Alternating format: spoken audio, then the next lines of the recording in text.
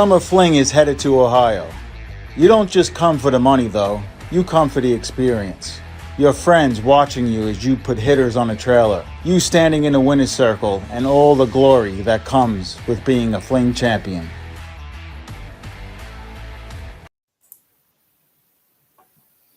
Hello and welcome back to the Bracket Life broadcast with Brandon and Andrew. As you know, this is an off week. We're not supposed to be on here this week. This is supposed to be next week's show, but we do have a special guest tonight. If you can see through the bottom of the screen and read the name, you already know who it is. We're very honored to have the 7-time NHRA World Champion on, the co-creator of the Spring Fling brand, or the Fling brand now, along with his partner Kyle Seifel. They created this. Is my honor to welcome Peter Biondo to the Bracket Life broadcast. Hey, thanks, guys. I love the name Bracket Life. Absolutely. It's all about it, right? The drag racing lifestyle brand, living it. You get it. We get it. It's, it overtakes your whole life, right? So which one of you guys came out with that name? I was actually my wife. That's why it's good. That's right. Rachel and I came up with the idea is 2 years ago, and just rolling it ever since and trying to live it as much as we can. Yeah, I really like it. To be the good-looking guy that tags on as a co-host on the show, so that's my role on this. That's right. Andrew's he's kind of like, not quite like the Vanna White, but like, the model you look at, right? You're the Pat Sajak and he's the Vanna White. Got it. That's right. Everybody needs one. So Peter, how we doing? You guys, you got a lot going on in life, in racing. Not as much necessarily on track as what it used to be, but there's still a boatload of stuff going on in your world. Kind of what's going on with you? Yeah. So we're all in prepping for the two events coming up: Summer Fling in early September, and then a couple of weeks later the Fall Fling. So it's all hands on deck at this point. Absolutely. I can only imagine. We're looking at the list. We've went over the list of all the staff and everybody that comes to the events to help you out. I think Andrew counted. I think there was 26 names, kind of total, of people that are involved in helping out. So when you say all hands on deck, you mean it. Like, there's a lot of hands going into this. Yeah, no doubt. And it like I tell my kids, it's teamwork. Teamwork makes the dream work. Yeah, absolutely. So those two events, for people not fully aware of what's going on, the Summer Fling is coming up September 6th to 10th. Ohio. I know we have a few guys or racers that listen that are planning to make the trip. I believe I'm not 100% sure. I'm pretty sure Dale Goche was planning on going. Mike Hickey had talked about it a lot. See what happens. Andrew, have you heard very much, promotion? Yeah, you know what? There's a few guys. Trevor Deeks, I think him and his son Brad were going to head down. They were going to do the Ohio trip, this 2-week stretch going from Norwalk down, and they were excited to head down there because Columbus is only a couple hours down the road from Norwalk after the 40 grand race, which is Labor Day. But there's a few guys out our way looking to go. I was dying to go. I can't get a babysitter for that week. We talked about that last night. So, yeah, I know there's a few guys looking to get down there to this race because Columbus isn't that far. It's such a close drive for us out in this side of Ontario, right? When you comparatively look at a lot of, like these type of big races that traditionally way down south, and it's across the lake. I mean, if we didn't have a lake there, it's 60 miles or less from Grand Bend to, the shorelines of Ohio. So it's close by. So I know there's a few guys who are looking at going to this, and I hope they do. Because I know next year I'm definitely, yes, I'm making sure I block this week off on the family calendar, regardless of what's going on, to make sure I get down there if it's the same week again. But I'd love to get into talking about the Summer Fling at Columbus, because this is one of those facilities that I think a lot of people in our neck of the woods know about, but it's gone through a lot of changes. There's a lot of excitement going on for this facility, and for you guys to partner up with them for the last I guess it's 2 events. Am I wrong with the Summer Fling? This will be our second event. Second event there, right? Like this is a big facility and in the Ohio area that I think deserves a little bit of talking about, right? For what you guys are doing there and what they've been able to do with the place. Yeah, it's a national event facility. NHRA used to own it and put on a national event here there. And the reason Kyle and I chose to go there is the people that own it have Jay Livingston and JJ Murray have put a ton of work and effort into it. And yeah, they've years ago it had a little bit of a stigma of rain and mud and stuff like that. But I think most of that is gone now because they did a lot of renovations. And we were really happy with our first year there. The track was excellent. The time we had Brock Murray there, double checking the timing system and checked all the boxes, and had a great first event last year. Yeah. Yeah, another thing, awesome. You can see the results too. Like you I follow Facebook results for them and whatnot. I mean, every year you see another big upgrade. It seems like there, which is the type of thing you want to see. Like you love seeing reinvestment, right? Facilities doubling down on stuff and doing things, especially one like Columbus, which I mean was an Ohio staple track for many years, right? As the spring nationals, right now, essentially. The Summer Fling being the big race, I feel like that it gets known for because of what you guys bring to the table for notability, right? I mean, you go to a track and it puts it on the map if it's not already on the map to some extent, right? So lots of exciting things there. The race schedule, I think something worth talking about because I know we talked about it last night. You've got a seminar going on the Monday for those who enter into the 3-day portion, so the Thursday, Friday, Saturday, that I got to admit, when I first saw it, I was trying to figure out ways to get me and my 4-year-old down there because it's a lineup. It's an amazing little deal. So you buy into the 3 days, and if you're there Monday, what would you be expecting to see, or what's the if anyone hasn't seen it online, what are you looking to do with that? Yeah, so anyone who buys a 3-day tech card will get into the seminar for free. We have the biggest suite in the tower that will be hosting the seminar there, and Nate Hershey is going to be the moderator. That's our main announcer. And so the Monday, it's Labor Day, and figured give a little bit more value to the people that are making the trek. And I'm really excited about it because myself, Jay Coughlin Jr., Jeff Serra, and Johnny Ezel are going to be the instructors. So I think I'm confident it's going to be I was working on a curriculum today and last night as well, and I'm confident it's going to be worthwhile. And so is it one of those things where each one you've divided up like a topic of sorts, or like it's a background? Because I mean, each one of you has quite the resume, and I want to say to some extent even tactically how you race come from different vantage points. Do you have kind of a general format of how that would work, like how you plan to do it? Yeah. You hit it right on the head. So Andrew, I picked those people, and I was really lucky and happy that they agreed to it, because each of us, I think, have a little bit of a different outlook on the way we approach bracket racing.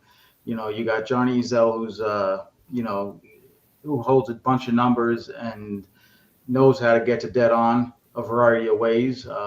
You have Jeff Serra, who has just been absolutely lights out the last couple of years. You have Jay Coughlin, who is a very organized and focuses more on dialing the car well and putting down good numbers. And hopefully, I could, myself, I'll be able to bring it all together. Sounds awesome. Sounds like that. We have said this. We've looked at this before. Getting it, like, that's almost worth the price of admission for just the seminar, right? So that'd be really cool for all the different racers that are going to come, check it out, new opportunities to talk to people and get to listen to them that otherwise really don't get the opportunity very much for, So I think that's a great addition to it, as well as the full week of stuff going on, right? It's not like, so you show up Monday, but you don't just relax the rest of the week. It's full racing. big money stuff, right? So first, I guess we'll move from Monday to Tuesday, right? So now there's the 32 car shootout there, which is not full yet. We were looking before, so anybody watching that is checking it out, check out on the Fling website, bracketraces.com. You can go there for the shootout entries. Andrew has been all over them. Oh, I keep You can checking find a back. babysitter. That's Yes. right. Oh, I'm anything to get there at this moment. I was checking that out, and yeah, it's. I was surprised it wasn't full because I mean it's a great deal. Now I did take me a little bit to look into it. I've watched the dragster shootouts. I didn't quite know all the formats on it, but I mean it's a 32 car field, and it's and correct me. I'll let you jump in here. Could explain it a little bit. Like there's 2 dragsters to choose from on Yeah. this format. Yeah. So what I love most about it is you win 4 rounds, you get a dragster. Yeah, it's a high entry fee. It's $1,000, but the winner and runner up, 32 cars, no buybacks, and the winner and runner up walk away with a dragster. The winner gets choice of either American or Race Tech. Yeah. So very like you, straightforward. really nobody loses in that final Yeah. round. You can't It's pretty. complain. Those shootouts are pretty cool because there's, you can't really split up a dragster. So when you get to that round, it's like I think we pay either 500 or 1,000. I should know this, but 500 or 1,000 for the semis, and then the winner. You win that round. You go from that to a dragster that's worth 16 grand. So a one win like for $15,000. It's pretty. I like it. Quite a win light.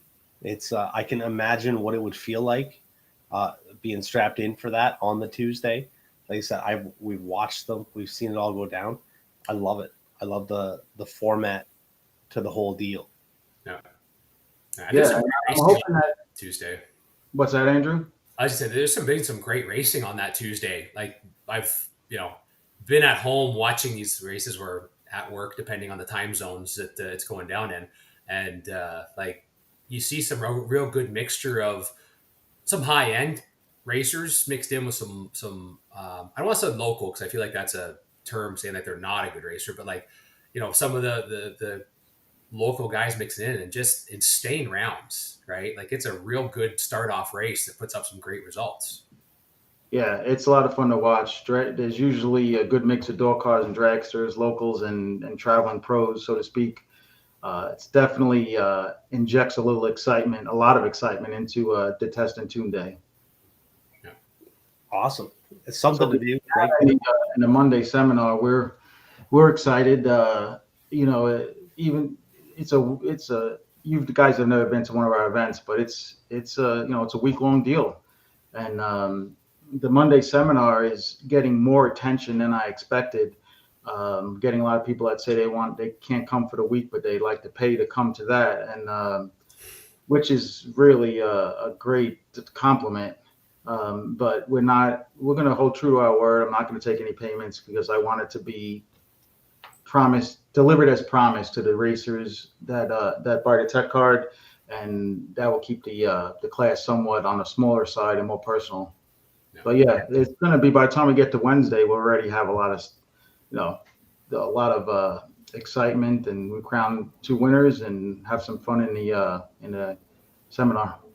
Absolutely. And then so for the racing through the week, I guess the main events are more Thursday, Friday, Saturday, but also have the Wednesday race as well. And then Sunday, something I have come to start enjoying, as it seems the last month I have, been constantly going to 4-day races, and most of the time I end up having the Sunday off to get home. So how did that deal kind of come about, or like when did you guys start taking Sundays off? Because that's your travel day, right? Or a rain out if you have to make up something. But yeah, so when we first started doing this, Kyle and we realized that these racers are taking a full week off anyway. So why not just get them there a day earlier and not have them try, rush and maybe get hurt trying to rush home for work, tired and on Monday morning. So yeah, that was from the start. We've we came up with that format, and seems like a lot of other races now. Sunday's not really a race day anymore. From a lot of places, which is kind of weird because I grew up Sunday at Raceway Park, Englishtown. But yeah, it's that's a format that's spread throughout. Absolutely. So it's cool, right? And there's a lot of racing. We talked a little bit about before when I was just asking general questions, when we were all getting comfortable chatting with each other about why you chose this format for it, why you went with the 30, 130. And those three races, right? Great deal for it. $890 to get into that race for 160 grand just to win. That's not the round money that gets paid out, which is excellent. You win round 3, you're getting $250 or $200 depending on the day. Yeah, and like you mentioned yesterday when we got to know each other a little bit, why not make it 50-50 and 50? That's something I told you guys I lose sleep over trying to figure out what the races would like more. We went with the 30, 130 because it has the big pop of 100 grand, and at the time we made that decision, $50,000 races in the States was like a 10 grander. It's just so commonplace. So that's why we went with the 30, 130. I love it. I love, for the same reason you said, like the Friday standing out, that's the big day, right? You wake up Friday morning, and I can imagine it being similar to like the million events, right? Today's the day. Yep. You feel that way. Just the whole energy, it's electric, feels different, but it's cool. I love the way it is and that it's different. You're not, every day has its own personality to it and character. So it's a great setup. Yeah, it's worked well for us. Racers seem to like it too. Absolutely. So I want to talk a bit about the whole more kind of like behind the scenes of the Fling brand, right? We want to talk a little bit about all the staff and everything that's going on, how you guys actually run your events, because that's how that has changed bracket racing in a lot of ways, right? From, split ladders, all your different stuff with a true start, things like that. Now you guys make your own car numbers and bring those. So before we do get heavy into that, you've brought up Kyle a couple of times. I want to talk about that first, because it's Peter and Kyle, right? The Fling brand has always been Peter and Kyle. Emily, your wife, always been a part of it as well, right from the start. For other people, not all paying attention, I want to tie a little bit about the influence Kyle's had and the influence that he leaves still today, right? Everything that you talk about is still Kyle and I are doing this. That's the deal. I love it. Let's talk a little bit about how he has impacted bracket racing and the Flings. Well, if you never gotten a chance to speak with Kyle, even for a 5-minute chat, you missed out. He, and I get it when someone passes. A lot of people say good things about people, but you had to meet this guy, man. He was the best people person. He loved to please the racers to a fault sometimes, but he was just he's the type of guy you walk into the room and you feel like you know him for years, and he was genuine. It all came from a genuine place. I don't think I'll ever be able to find a partner that complimented me as much as Kyle. So yeah, I always think when I'm making a decision, I can almost hear and feel what he's thinking. And as corny as it sounds, I kind of talk to him and I make decisions based on what I think he would say. Absolutely. Voice in the back of the head type feel now from it, right? But yeah, and just a great guy, and gone way too soon, and still hard for me to get used to. Yes, I can only imagine what it was like or what it is, but definitely, like you said, very well remembered and well respected amongst the whole drag racing community, and that reputation does hold true for anybody who never did get the chance to meet him. And then, for Andrew and myself, we never did. But then talking to you feels, we got a touch of it, right? Um, so getting further into everybody that kind of helps you, like we said earlier, we were counting all the names, 25, 26 people that you're bringing to the racetrack. Oh, Andrew.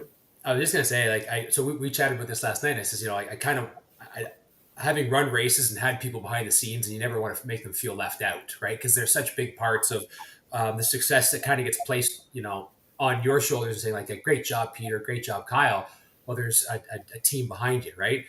I really was unexpected when you said Brandon sent me the list, and I expected 8, 9, 10 names, right? And I thought we could go through that, like we'll get through it. And then I realized like we're 26 active, 30 names on here, right? And only about 3 or 4 of them are kind of like it's the announcers part that I'm kind of looking at. They're the parts that come in and out. And you've got a heck of a lineup coming up at Columbus too. But I don't know if we have time to go through each and every one of them, which was kind of what I was hoping to do, to be honest with you. But like, there's some big ones on here. I mean, you've talked about your wife, Emily, who's, now your partner in this, right? And she's a big part of previous, and as you said, move forward. Is there anyone kind of like you want to go through here? I mean, I kind of want to leave this open for you to not leave anyone out, single anyone out. But I mean, there's some big folks, there's some big names in here who make this happen, who I think maybe this is a good time to talk Yeah. about them, right? And new Yeah, people that you're bringing in. Those guys, Andrew, make and girls, they're we're like family, and I really mean that. Everyone on that list I sent you, you could talk to any of them, and we'll all say the same thing. It's like we all have each other's back. We all really care about the event and the racers, and it takes a lot for me. I'm pretty much I'm the type of guy who's I'm not a social butterfly like Kyle was, so it takes a lot to me to get warm up to people, and with that said, to take them into this is our baby. We always, Kyle and I say, this is our baby, the Flings, and to have them have a part in it, that means I really trust them. So yeah, that whole list, I'm not going to single anyone out because they're all. The team is just. It's an awesome team, and I'm lucky to have them. These guys and gals take off 4 weeks of work a year, and to dedicate to come to the events. Yeah, we pay them well, but they care, and it's just a great dynamic. And this day and age where it's hard to get, like everyone struggles every day. You hear about it, I think, in any industry where finding good people that are dedicated to what your goal is, right, is a struggle all the time. And I mean, to see a list like this, and a lot of these names are recognizable, like they're racers, they're former racers, they're active racers, they're like there's some big names on here to people that I know more or less local, right? But like they're all dedicated to your brand and with your I imagine like they see the same goal you have, which is essential to making anything successful, right? You all have to be rowing in the same direction, right? And it you see that when you go down this list. I mean, there's a couple people I don't know just because they're single names, and I couldn't point them out of the lineup, right? But like, this is a hand-picked list, and it's incredible to see. And for those who've been to events, I'm sure they've seen them, work in this for you, right? But yeah, we get to know our racers pretty well, and vice versa. We're out there, and we're always interacting with them. So like, I'm really pumped for the announcers that come into the Summer Fling and Fall Fling. Brian Loans and Nate Hershey for the Summer Fling, and Jared Pennington. I called him yesterday because Nate can't make it, so I said, and he was with us for the first fling, and everyone knows Jared. He's a great announcer, and he's actually going to come back on board, kind of reunite with us. Him and Michael Eames are going to be at the and maybe Steve Riggins as well. But yeah, we get to know our racers. The Fletcher family is big in helping us now. My nephew Dylan and Lela Peravalaris actually works with the Fling brand full time. She's our marketing expert, marketing team leader. But yeah, I mean, everybody from when they first pull in the gate till they get the time slips, the computer operators. Like I mentioned, nothing against the tracks staff, but the Fling is our baby, and I really am particular on who has their hands on it, even the computer operators. That was something I noticed on here too. Was like you've got people running computers. You've got a track. I don't think you used the word specialist, but you bring in your own track prep help, your own starters. Like I got to be honest with you, this was one of those things I wasn't anticipating because the normal places that we run at for bigger events, it's you rent the track, you rent all their staff and everyone else, but you're really relying on this outside crew to deliver your product, and that's not the case here. When I looked at this and saw, okay, like they have their own starters, they have their own track prep specialist. I mean, the announcers, right? Like this is a real complete crew coming in to run this race. This isn't a reliance on outside. These are your people, running these tracks, right? Which is I Yeah, have to say, like when you buy into a product, I kind of want to see something like that, right? And that's pretty special. yeah. I always felt like any company, uh, an owner operator driven company you're always going to get better service from them, and that's basically what we all are there. We're even though they don't have a stake in the actual partnership, it's my wife and I, but they act like they do, they care like they do, and yeah, and to I can't expect the track people to just drop everything and understand. There's so much that goes on with our brand in the tower to understand it all. So we bring our own people because they get it. We work together all the time. But each track now we have, we still get with the rentals, we still get a handful of the track people, and we have developed great relationships with them as well now. And we got some good people. What I love about it is each track has its own personality. Each track has its own charm. Even though Bristol and Vegas are both owned by SMI, Bruton Smith's company, you would never know it because they're totally different in character and the operations of it behind the scenes. But yeah, we have a lot of overhead. We bring a lot of people, but at the end of the day, that's what delivers the experience. And these are the guys I trust to deliver that. Absolutely. And we talked a bit about even like the live stream aspect of it, right? Like you've got multiple different partners that bring that along, and it's a fantastic watching experience. Like I said this last night, and I made no bones about it. It's the Spring Fling Vegas set a new bar for me on what watching big money racing live should be, and because you showed that that's what it could be, and there's a whole crew behind that, and it's an incredible product. More of that because we have some good ideas, and what you saw in Vegas, we're building on for the live stream, because I realize that not everyone can make these events, and nothing against the commercials like we spoke last night, but it's only so many times you can hear those same commercials. So we try to break it out with some fellowship among racers and crew, and we have a really good time with it. It makes you feel like you're there, right? It's like, I think we said, I don't feel like I've missed a Spring Fling million. I've never been to a Spring Fling million, right? Columbus will be no different. It'll be on in whatever TV or monitor I have available to me from Tuesday on, right? Because the way you deliver the product, it feels like you're there. I mean, if you can go there, please, you need to get there. Anyone out there listening, right? But count Canadians. Last year we didn't have a very good car count. Canadian border was closed, and I reached out to you guys because I said, who in Canada can I talk to try to get the word out? And your name got brought up, and so you guys are well respected up there. We do have to thank our boy Russ Adams for throwing that out there. We do appreciate that.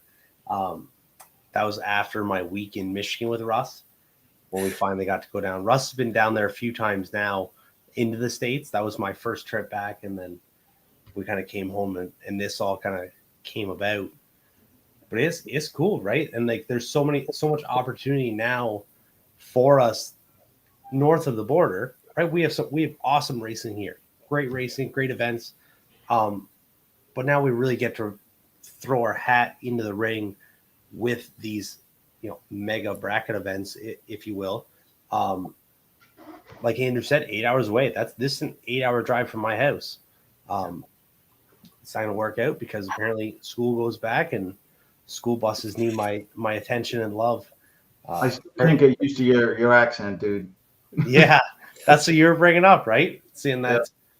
It's funny how it's so different. And then when we went to Michigan, we weren't 45 minutes across the border, and I'm like, man, why are these people all talking so funny? But We got you got a question up there by Snakebite Bob. You know that guy? I do. That's a buddy of mine. Oh wow, look at your fancy. Put it on the screen, everything. that's right.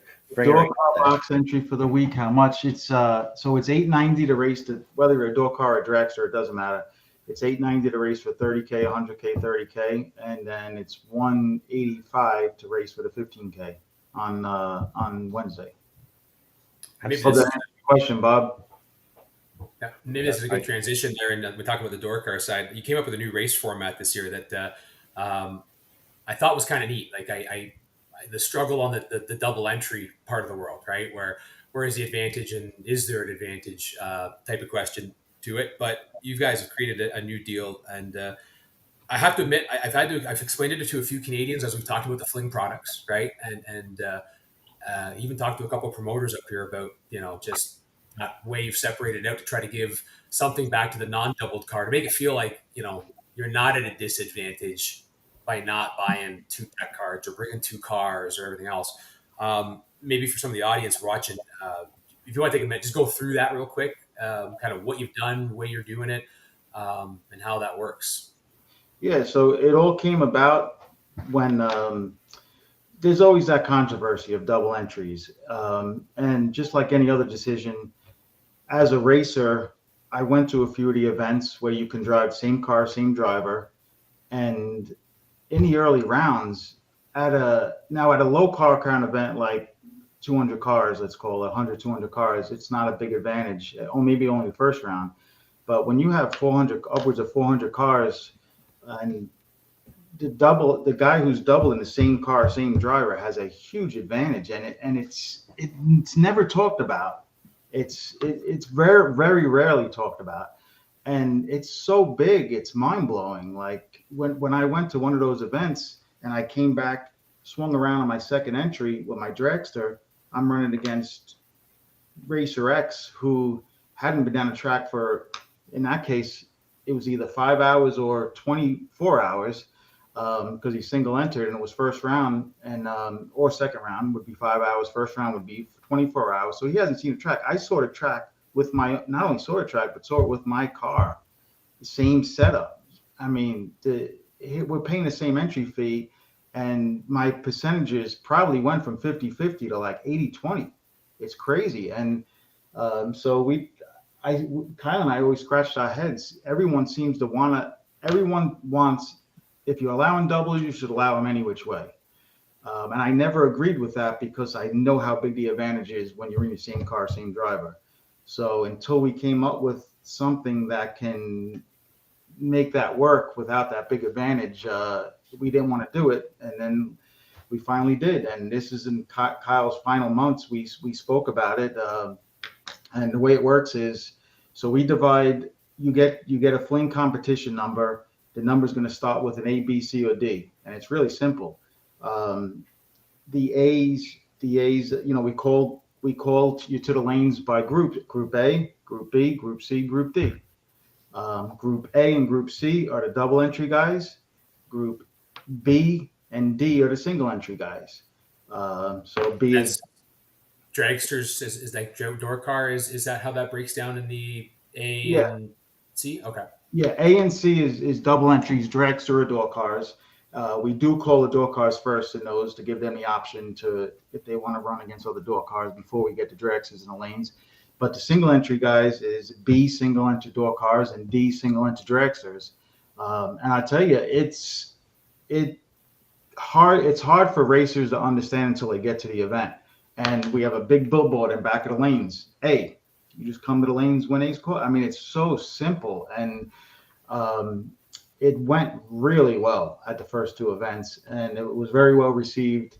I had a lot of naysayers telling me it's really confusing because it's hard to explain. But when you get there, it's like, okay, we text out A to the lanes. A comes to the lanes. We give you a car number. It's no thinking involved. It's very simple. The only part about it that's a negative is this. It's very hard on the staff because we have to. Once we get going, it's fine, but we have to make sure that everybody has the right car number and the right letter. I mean, the right letter, so not the right car number. Just making sure that their number starts with the right letter. So it's a lot of more work on the staff, but it's a lot easier on the racers. And think about it. There's no manipulation at all on when you can't run at the end of one round and the beginning of the other. You can't, because that's what bracket racing's come to. There's 400 or 500 cars, and these guys are coming to the lanes whenever they want. And I hate to say it, but some manipulation going. People looking for an advantage. So you have to come with your letter, and there's no. It's not like a run sticker color that no one ever goes by. It's an actual letter. It's on. We're typing it in as you're going on the burnout box. So you can't go get around it. And so A runs together first round and runs together second round. B, C, D. So the space between each is the same, and it really is. It really is. I know I'm biased, but I really think it's. If I was going to a race, that's what I would want. Now the other promoters are probably not going to be big. Not going to back me on that because then it's so you got to have the staff, a big staff, and it's overhead. So a lot of the other promoters are going to probably say, nah, that's for the birds. It's too complicated. They're just going to go to the tower and call green door car to the lanes and move on with their life, right? Yeah, they just, and they, and I, it's, I'm not, listen, some people don't like the fact that we're so structured. I get that, but that's what we are. And when you come to an event, it's going to be our event. It's going to be structured. Everyone's going to know what's going on.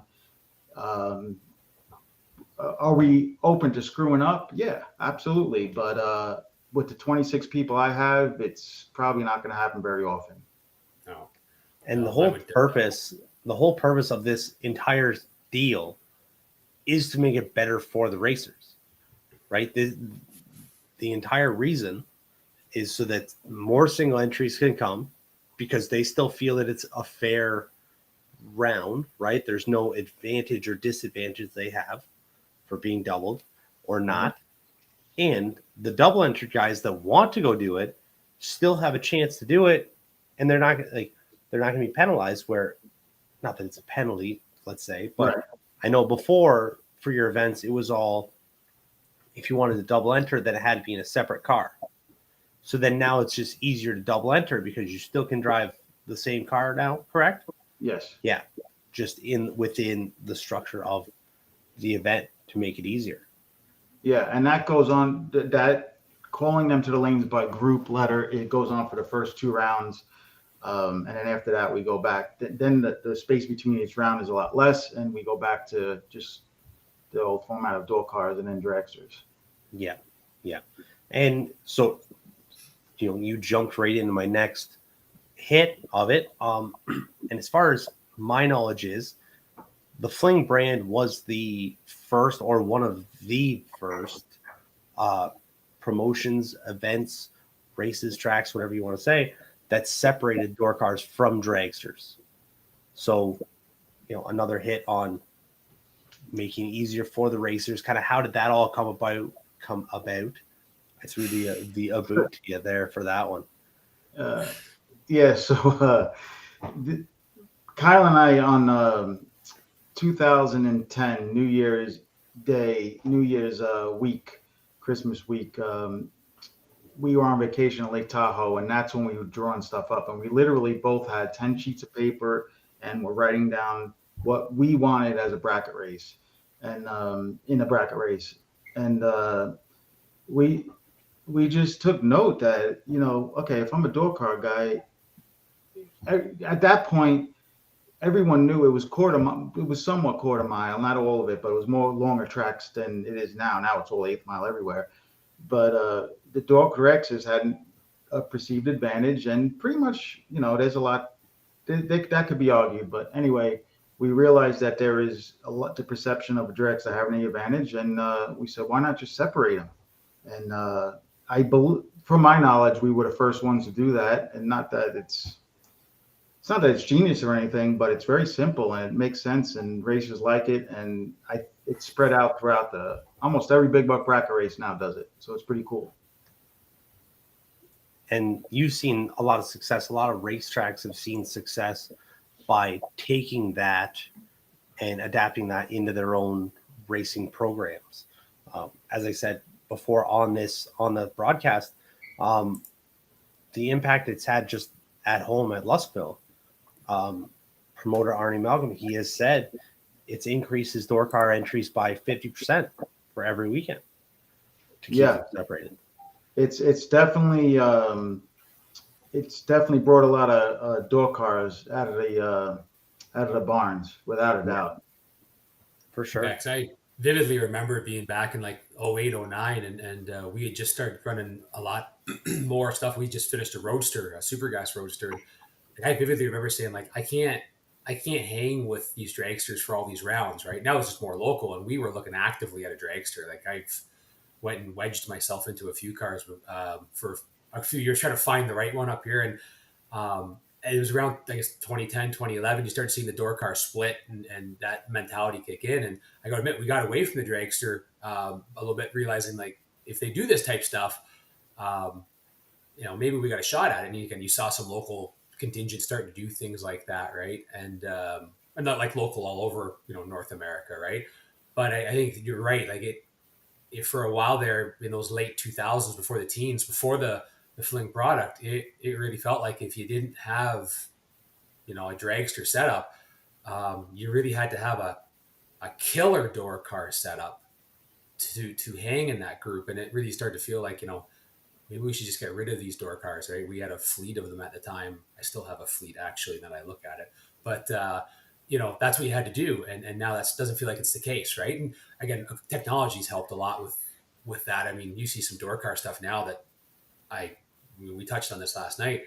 I don't think you have door cars that are just as bad as dragsters. Like, they're just as killer, but I don't think you have that raise in technology. You don't have that incentive to make a great door car unless you start seeing that separated group, because I think door cars would have gone away from big money racing had that not been a thing, maybe back in the early teens, like you talked about.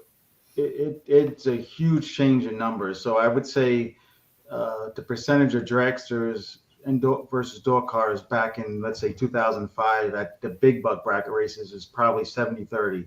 And it's really close to 50-50 now.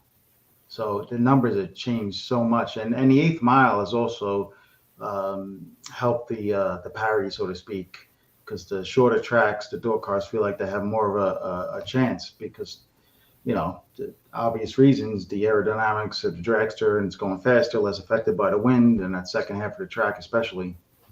Yeah, for sure. So I want to hit on kind of one more way that you guys run your races, and then I want to talk like some more, personal stuff like that. Talk about True Start a little bit.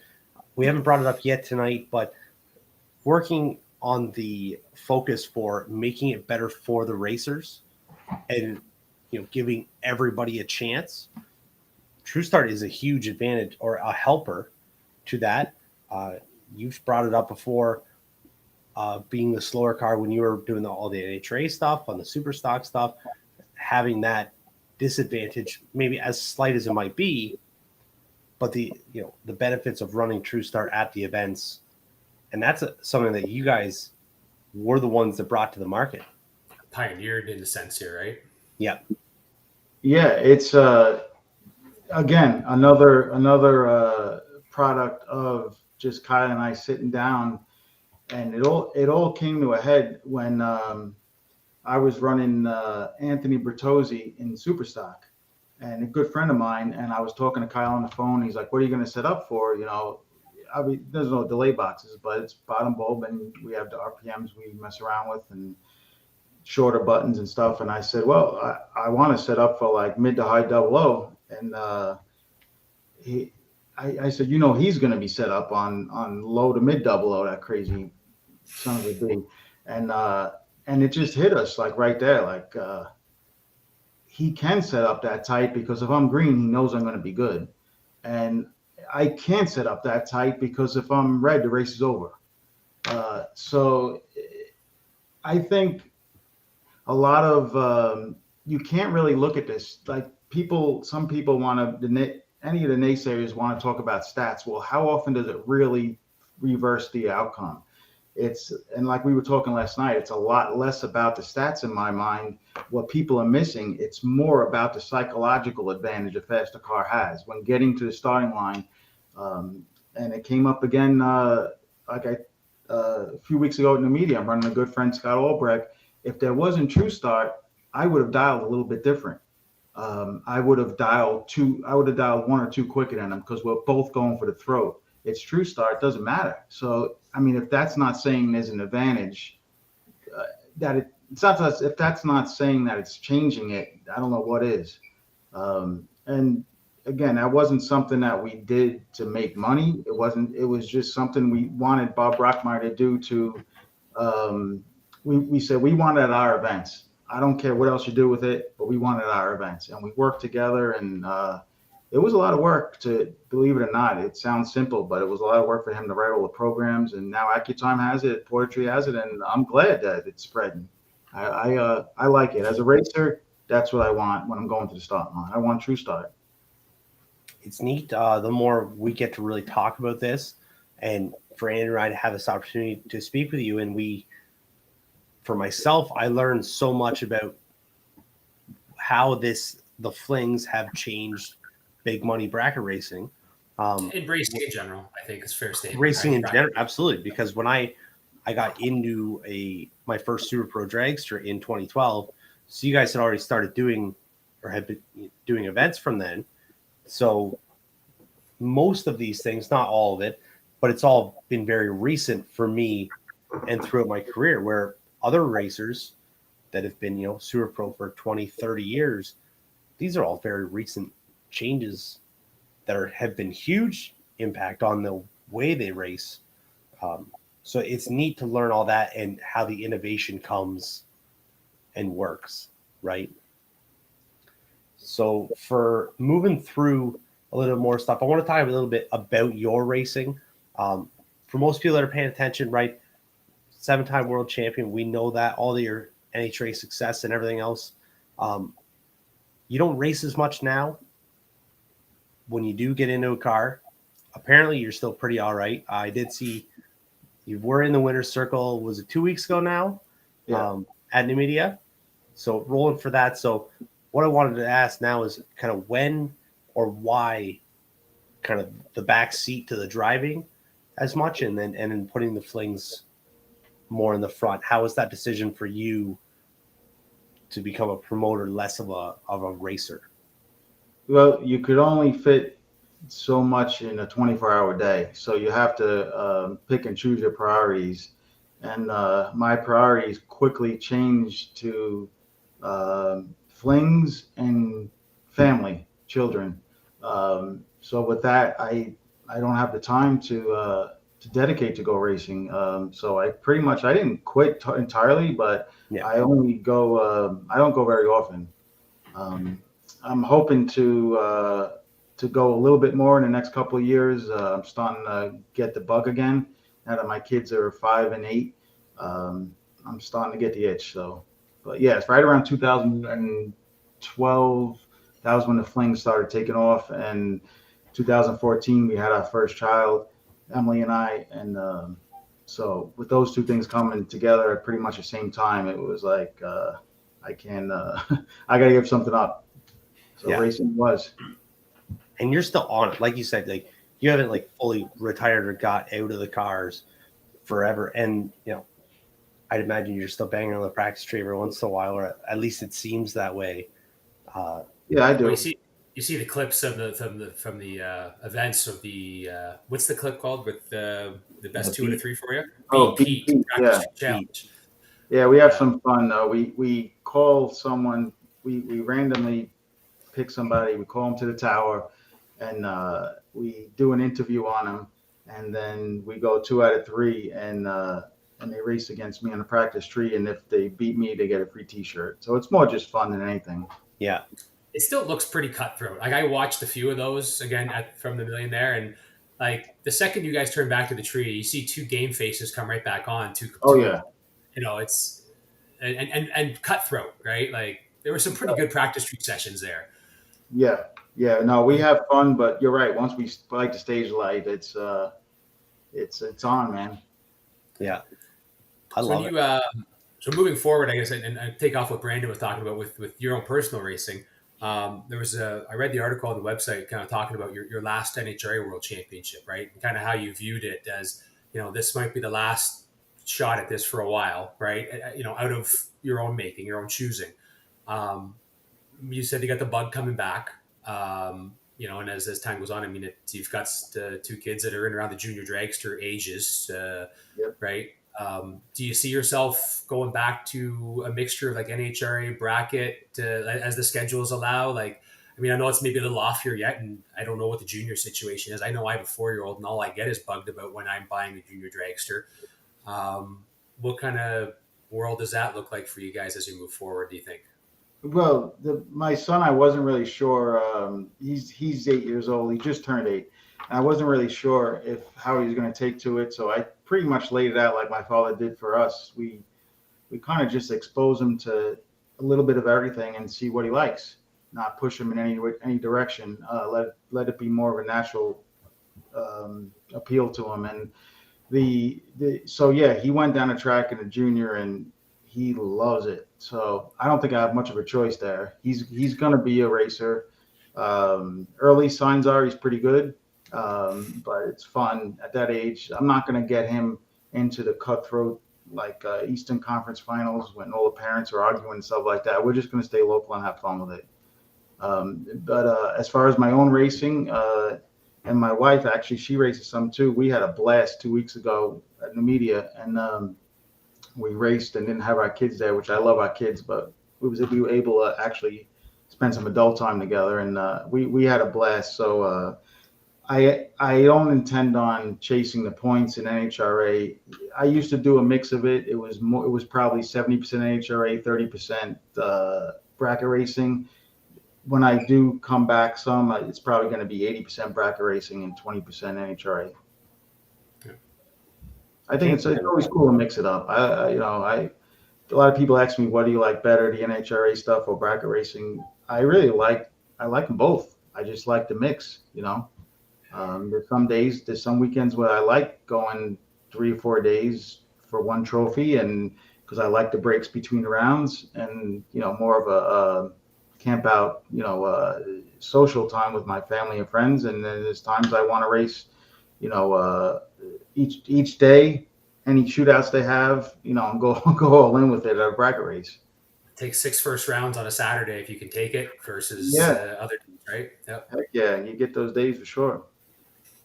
And so for those big events that we are talking about, we teed it up a little bit for the local racers coming out, and we spent the first however long time about how we're trying to make this all better for the racer. Let's talk a little bit about the guys that are going to come or that are nervous to show up to events such as the Summer Fling, because while I'm just Joe Lowe that races here, well, I'm going to go down to this race, and now I might have to race against Peter Biondo, right? Like, let's talk to those guys for a minute, right? Let's talk about it and getting over the hump to go to these events. Yeah, it's almost like you just have to jump in the deep end, and you'll see that it's not the sharks aren't as vicious as you perceived. I see all the numbers behind the scenes. I think I think it's very common to hear a few double lights in a row and just say, "Holy moly! It's these guys are and then in your mind that's all you heard. I see all the run sheets. It's not, yeah, it gets tough. When we had our King of the Flings race, um, that was it was just a fun race really, and there was nothing to lose. And these guys were dry. That was the best shootout I've ever seen, ever. So it can get tough, but it's not, the perception isn't reality. I think there's a gap there. So anybody can. I know it's cliche to say anyone can be beaten, but I see all the numbers. Um, it's not like I explained. It's not like boxing where you got to go up against a guy that's physically in shape and can knock your lights out. I mean, an 80-year-old guy can very well beat up on a 30-year-old guy. And anybody, I see the numbers, and I tell people, don't be scared. Then they're not. Listen, they're good. There's a lot of talent out there, but with the playing field, with Eighth Mile, True Start, and the playing field being indoor cars being separate. Man, at our races, there's a lot of new winners. There really is. So yeah, I would say just jump in the deep end, and that's the only way you're going to get better anyway. When you go back to your local race track, you're going to be that much sharper. I've said that a few times. We early on when going to a few big money races that I was able to go to, didn't fare well, but like learned a ton. And Brandon and I've talked about this on the show on earlier episodes of, the experience of going to the big money races, which can be broken down into a couple of different takes, like the experience of just enjoying the event. Like, and you look at the Flynn calendar, all the giveaway prizes that aren't all on racetrack, but then, the experience of going and learning, watching and learning from some of these racers and taking that back to your track and going like, I never thought about doing it this way, trying it, getting good at it, and then going back to that forum. And, I've brought another tool with me to this, in my chest to this game. Right. And it was a world of difference. Like, I got my butt handed to me for 3 consecutive days at a race before I figured I could turn a win light on at one event I went to in particular. And all of a sudden I was like, a light bulb came on, and that's light bulb I took back with me to the home race. And all of a sudden, it was amazing. Right. And only would I learn this stuff by going to some of these big events, and, don't have to go to all of them, but, like these type of events are great, and hitting on the experience side, like, your motto, right? Race it, experience it. I mean, there's a laundry list of things here that you guys do at your events that, aren't all, winner circle stuff. Like, I love the fact that you've got the reaction time challenge. There's, and I guess I don't want to speak for you here. You can chime in and talk about a lot of these great things, but like, you don't have to be the eventual overall winner of everything to leave with a lot of great stuff. Right. And, that's the experience. There's only a handful of guys that are going to walk away between the fuel expenses and the entry fees that are going to go home with more money than they came with.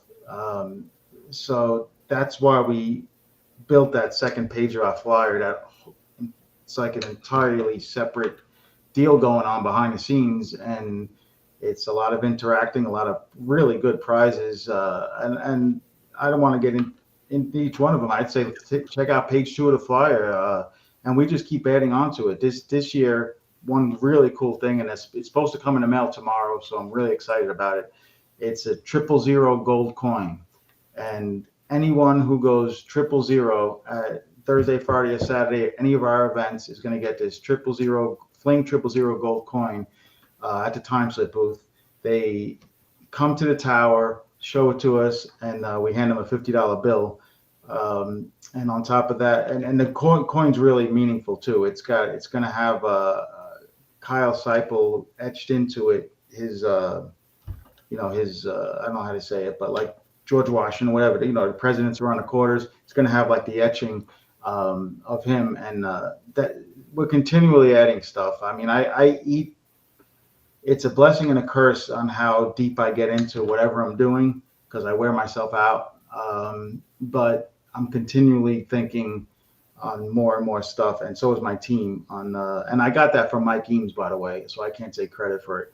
But yeah, the Fling Fun Zone that we do for the kids, the Racer Appreciation Barbecue is always a hit. The Kyle Seipel Never Give Up Award, $1,000 and a plaque for a guy who has or a gal who has a horrible weekend at first but sticks with it. Yeah, we have a lot of stuff going on. The racing is only half of it. You do need you take about 15 to 20 minutes and go over the flyer, both pages of it, to try and appreciate what you've got going on there. And for all of them, right? And read the different little things you can do. I was talking to Becky Goche earlier. Becky Ray at the time, she sent me a picture of you handing her Dynatech headers, 10 years ago in Bristol. Yeah. For the best losing Yeah, the big there. box. That's the one thing we don't just have gift certificates like X amount towards a product. You either get a gift certificate for the entire product or you get the product itself. And that's something that Emily and I now work on, and Lella too, work our tails off trying to get all that stuff. But luckily we have a lot of great marketing partners that we have like a 95% renewal rate on re-signs on sponsorships. So and it's real simple. We don't ask for any money. Give us product, we're going to give it to the racer. It's a simple concept, right? It's just passing through us right to the people that. Yeah, and they love it because it's a way for them to promote that product in an inexpensive way. And back to the fantastic career you have. I mean, I was talking to Brandon just pre-show. You can go online and follow everything on Facebook and see every prize winner within I feel like an hour of them winning said prize, right? If it's an hour and my team isn't doing their job, it's supposed to be like 10 minutes. Yeah, I only picked an hour because I'm not I'm going to be on Facebook every hour checking stuff out if I'm watching an event. But yeah, it's immediate. You can watch them go down the track, hear about that run, and the next thing you know, there's a picture of them on the website or on Facebook of them holding the prize. Right? You have to see. Lella will sit there with the Google Doc open that's live, and there's a checkbox of there's name typed in, who did it. Checkbox, was he contacted? Checkbox, did he come to the tower? Checkbox, did we get the picture? Checkbox, did it go on social? So that all happens like bam, bam, bam, bam. I love system. That's right. I'm talking about structure, right? Bob has another question. Whip it up here. How many time shots would you get in the week? Not many. That's right. So if your plan is to try to make a lot of runs, Tuesday's test and tune is for you. It's $50 and you make as many runs as you want. Wednesday you get one time run. After that, it's just new entry time runs. Absolutely. Unless, last year we had a low car count and we did end up giving people. We did like a run for the money on one of the last day or two. But typically, that's how it goes. Just that's listed on the flyer schedule. Absolutely. Well, Peter, I think we're about there, right? Hitting right on the hour mark, hitting that. It's been a great time. It's been awesome getting to talk to you and getting to know you. Andrew and I both definitely appreciate you taking the time to do this with us. And hopefully we can share all this information, help support you, help support the Fling brand. Like we talked about, Summer Fling coming up, National Trail Raceway, September 6th to 10th, followed by the Fall Fling 2 weeks later, 3 weeks later. You got a busy September going on. Yeah. But it's a busy April and a busy September. Yeah. Hitting that September 20th to 24th at Thunder Valley, Bristol Dragway. Yes, Bristol Dragway. I knew that's what it was called. Caught me off guard looking at it. So thank you very much for your time, putting it in. Wish you a great couple events. If all goes well, if I see some wind lights and then Grandma will give me some time off from work, then maybe I can make the Bristol event work. Well, hope to see you there. And for your Canadian audience, you guys are always a great time when you do come to the events. So I'd love to see you guys as well. They get a little rowdy at the barbecue night, but that's what makes it fun. Yes, absolutely they do. Yeah. They like their beer up there, that's for sure. You've noticed that. Yeah. Yeah, you picked up on that. Yeah. Sending it off, right? Whole thing is your slogan, the whole motto towards it: race it, experience it, and that really is, it's true. The effort you put in, and you talk about how genuine Kyle is. We very much feel that, and very much feel it radiate off of you when we talk about these events, and how much you care about the racer and the racer's experience. So it's awesome. I would love to support all those events. I hope a lot of people do go out and check it out that have not before. And then, maybe we can do this again sometime. Yeah, absolutely. It's been great getting to know you guys, and Bracket Life, cool name yourself there. I like it, and I appreciate the opportunity to showcase our brand up there. Absolutely, sir. Well, thank you very much. Thank you, everybody, for watching. We will be back next week for our regular show. Back in with was I just a fill-in? Oh yeah, that's right. You were the special one. We were the add-on. So we'll hit that. Lots of racing to talk about. Lots of good stuff going on, and we'll see you guys all next week. Have a good one, guys. Thanks a lot. See you guys. Summer Fling is headed to Ohio. You don't just come for the money, though. You come for the experience. Your friends watching you as you put hitters on a trailer. You standing in the winner's circle and all the glory that comes with being a Fling champion.